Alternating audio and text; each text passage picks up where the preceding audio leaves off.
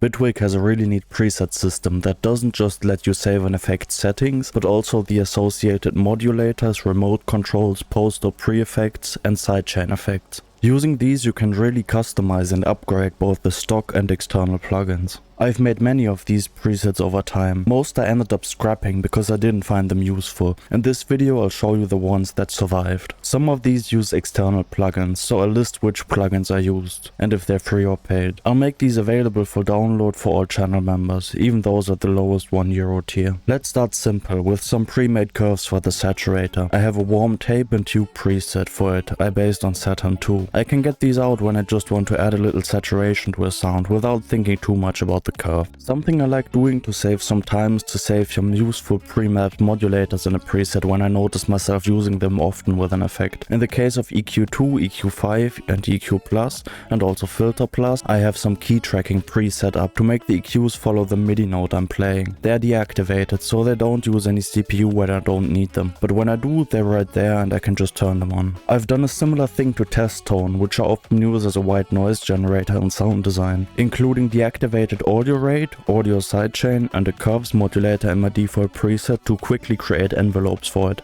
A bit of a more sophisticated preset based on an audio rate modulated test tone is my bass noise effect. It generates audio modulated white noise to layer with the sub bass, with options to EQ the noise, fade between mono and stereo noise, and wash it out a bit.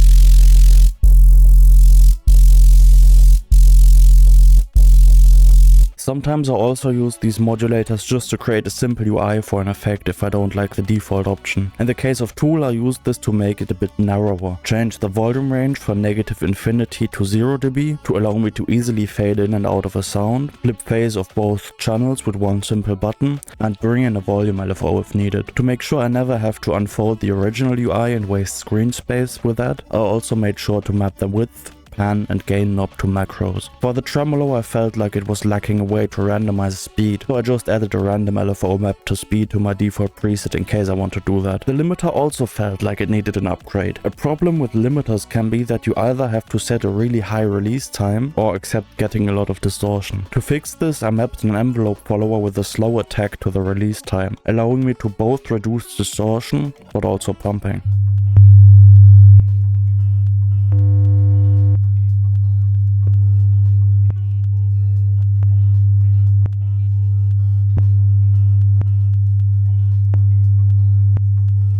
Let's talk about another cool feature in Bitwig, the sidechain effect chains. These do not change the sound you hear, but instead the sound dynamic effects like compressors would react to. As is common with compressors, I included a sidechain EQ in my default dynamics preset to allow me to change its sensitivity to different frequency ranges. I also included a time shift. By setting this to negative values, I can allow the compressor to look into the future to create a kind of look ahead. This helps it better deal with transients and together with the attack time helps reduce clicking when I use dynamics for sidechaining to drums. That's also what this transient shaper is for. It allows me to make the compressor especially sensitive to transients and less so to the tails of sounds, which can help you get really tight sidechain envelopes, as you can see here with the blue curve. I also included some sidechain effects in my default gate preset, this time with some macros. In the default position they're neutral, but using the transient bias I can make the gate more or less likely to open up for transients of sounds. This can be pretty useful when gating drums.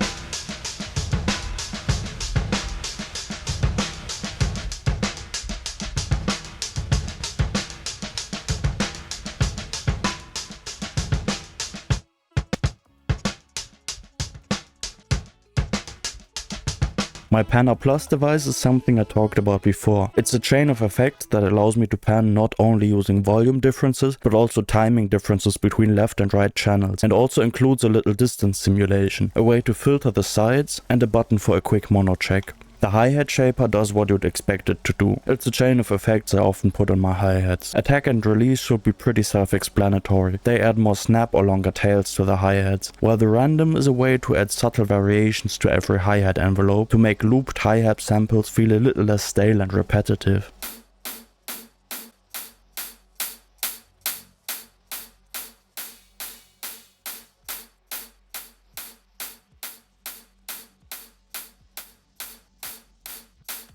My widener rack includes a few different fully mono-compatible methods for adding stereo width to a sound, including the free Polyverse wider plugin, early reflections or a chorus added to the side, and the stereo bias of the free kHz distortion plugin.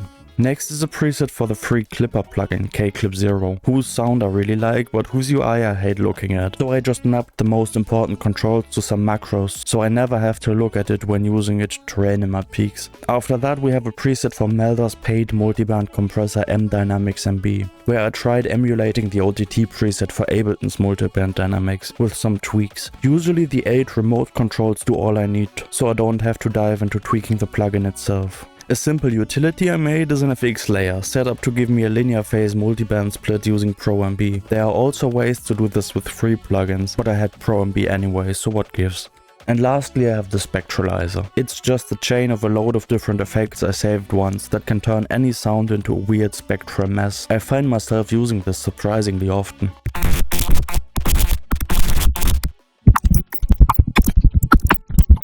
So yeah, these are my Bitwig presets. I'm not a big fan of presets that try to be an entire mixing chain in one rack. One size fits all chains like that rarely get you the best results. So instead I focus on little utilities that do one thing especially well and help me save some time here and there. As I said, they're all up for channel members. Another way of supporting me would be getting one of my courses linked below or booking a private lesson with me in case you want some personal feedback, help figuring something out, or anything else you think I could help with. Oh, and also let me know in the comments if you have any other cool preset ideas you like using. Cheers!